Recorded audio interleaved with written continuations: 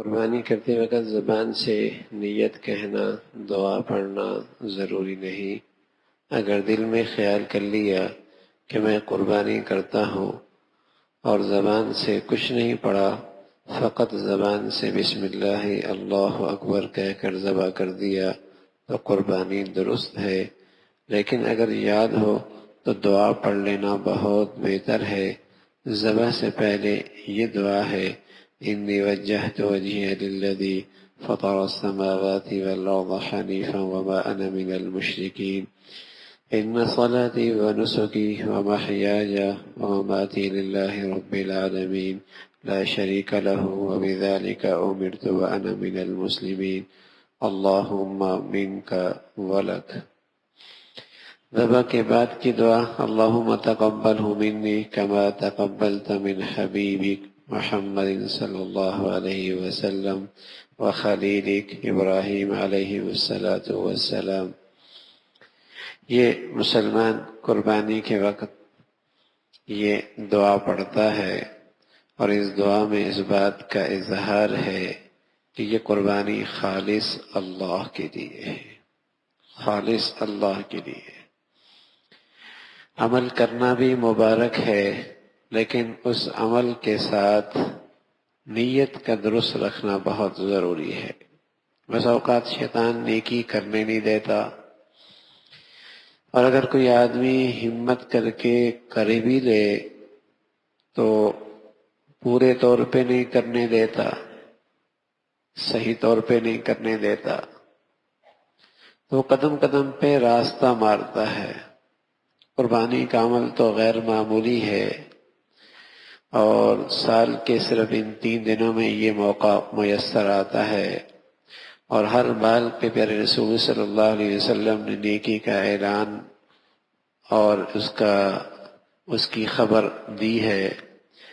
نیکی بہت بڑی ہے، تو بس اوقات شیطان ایسے موقع پہ نیتوں پہ حملہ کرتا ہے، ضائع کرا دیتا ہے، نام و نمود کے راستے سے، شہرت کے راستے سے، دکھلاوے کے راستے سے، کچھ اور اغراض پیش نظر ہو جاتے ہیں، اس کی وجہ سے اتنی بڑی نیکی ضائع ہوتی ہے۔ محنت بھی کی، پیسہ بھی لگایا، کوشش بھی کی، حاصل بھی کچھ نہیں ہوا۔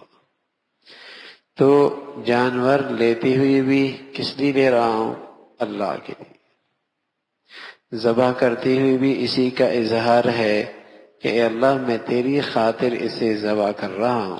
انی وجہت وجہی للذی فطر السماوات والارض، میں اپنے آپ کو اس ذات کی طرف متوجہ کر رہا ہوں جو زمین و آسمان کا بادشاہ پیدا کرنے والا ہے، سب سے یکسو ہو کر، کسی سے کچھ غرض نہیں۔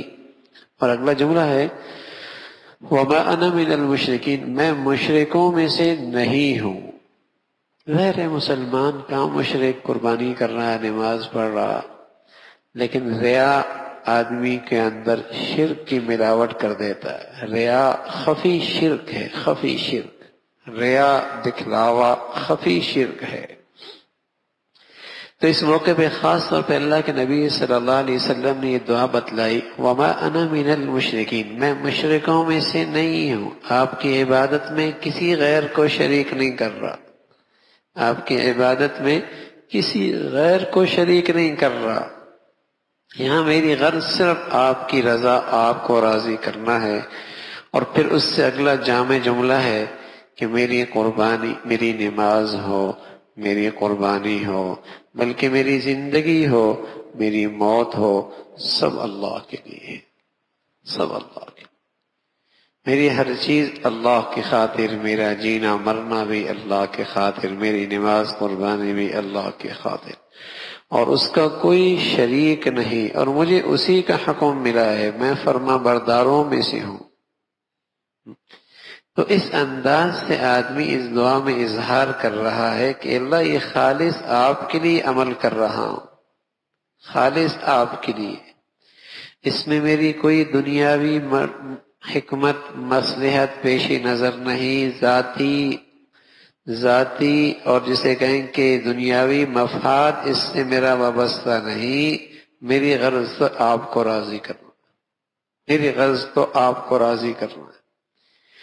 قربانی ہو یا حج ہو، قربانی ہو یا حج ہو، ان دونوں میں نظر یہی آتا ہے کہ اس میں عقل سے زیادہ اتباع ہی اتباع ہے.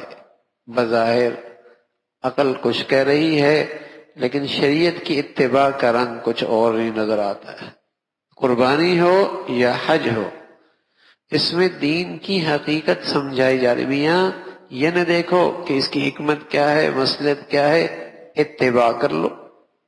یہ دونوں عبادتیں اسی شان کی ہیں.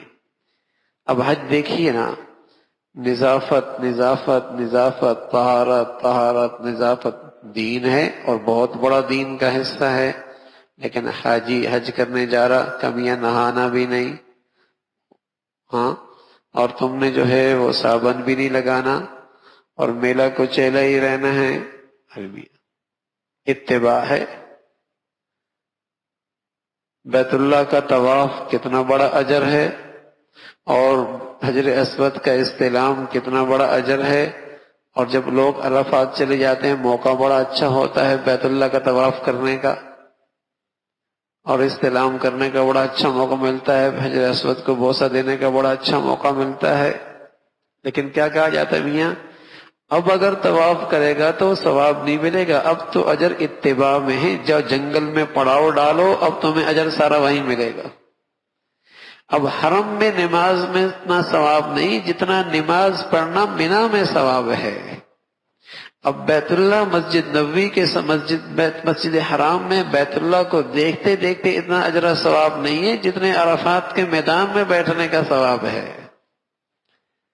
اب بیت اللہ کے سامنے بیٹھ کر مزے لینے کا اتنا ثواب نہیں جتنے اس ایک پتھر جو شیطان کے نشان پر ہے اسے پتھر مارنا ثواب ہے. سبحان اللہ. اب یہی چیز اگر آپ پورے سال کریں، عرفات کے میدان میں کچھ بھی نہیں ملنا، مینا میں کچھ بھی نہیں ملنا، ان شیطان کو پتھر مارتے رہیں کچھ بھی نہیں ملنا. کیوں بھائی؟ اس لیے کہ اس موقع پہ ان گھڑیوں میں اللہ کے حبیب صلی اللہ علیہ وسلم نے ایسا کیا، اب اس کی اتباع کرو گے تو سب کچھ مل جائے گا. بلکہ یوں سمجھایا، نہ مسجد حرام میں کچھ رکھا ہوا، نہ بیت اللہ میں کچھ رکھا ہوا، نہ مینا اور عرفات میں کچھ رکھا ہوا، سب کچھ تو اللہ کے حبیب کی اتباع میں رکھا. جو اس کی نقل کرتے چلے جائیں گے، اتباع کرتے چلیں گے، قیمتی بنتا چلا جائے گا. ورنہ دیکھا جائے تو میاں مزدلفہ سے ڈاکٹر صاحب بھی، انجینئر صاحب بھی، پروفیسر صاحب بھی، شیخ الحدیث صاحب بھی، ولی صاحب بھی، اور جسے کہیں کہ نیک سے نیک تر مسلمان بھی کیا اٹھا رہا ہے؟ کنکریاں اٹھا رہا ہے. بھائی کنکریاں اٹھا رہا ہے، کیا کرنا ہے؟ اور شیطان کو مارنا. شیطان تو وہاں نہیں ہے، ہاں، اور اس کی ایک علامت ہے، اس سے نفرت کا اظہار ہے. سب پتھر مار رہے، کیا دیوانگی ہے میاں، ہاں، لیکن سب مار رہے. لیکن اس کے پیچھے ہے کیا؟ اتباع ہے، اتباع ہے.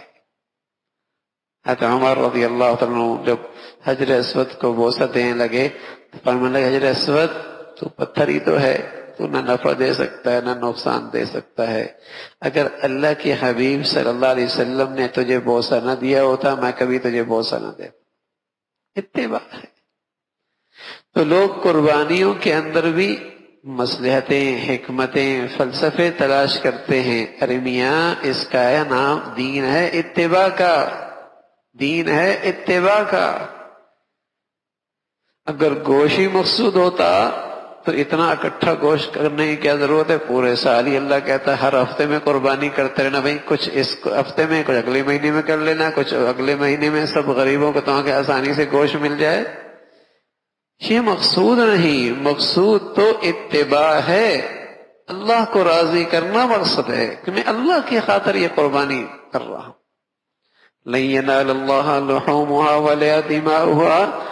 نہ اللہ تک خون پہنچتا ہے، نہ گوشت پہنچتا ہے، نہ اسے گوشت کی ضرورت نہ خون کی ضرورت.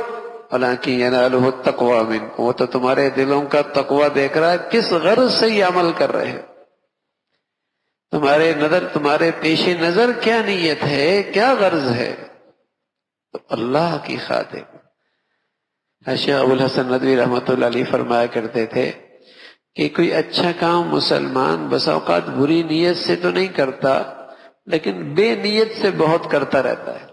بد نیت نہ بھی ہو لیکن بے نیت ہوتی ہے، کوئی نیت نہیں ایسی کر رہا، کوئی نیت نہیں ایسی کر رہا، نہ نیت ہو، ہاں نیت ہو کہ اللہ کا حکم میری ہر خواہش سے، ہر جذبے سے بالا تر ہے۔ قربانی کی روح ہے کہ اللہ کا حکم ہر جذبے سے بالا تر ہے۔ بیٹے کی محبت، بیٹے کی محبت ہوتی ہے، لیکن اللہ کا حکم آیا تو فرمایا اللہ کا حکم بیٹے سے محبت کے جذبات سے بھی بالا تر ہے، اسے بھی ذبح کر رہا۔ تو اللہ کا حکم ہر جذبے سے بالا تر، یہ روح ہے، اس وقت یہ زندہ کیا جائے کہ اللہ کا حکم ہر جذبے سے، ہر خواہش سے، ہر مفاد سے بالا تر ہے، اللہ کا حکم پورا کرنا۔ اس قربانی سے یہ زندگی ملے، اس قربانی سے یہ زندگی ملے کہ آئندہ زندگی کے اندر بھی ہر مفادات سے بالا تر اللہ کا حکم ہوگا، ہر خواہش سے بالا تر اللہ کا حکم ہوگا، اور ہر جذبے سے بالا تر اللہ اور اللہ کے رسول کی اتباع ہوگی۔ یہ قربانی ہے۔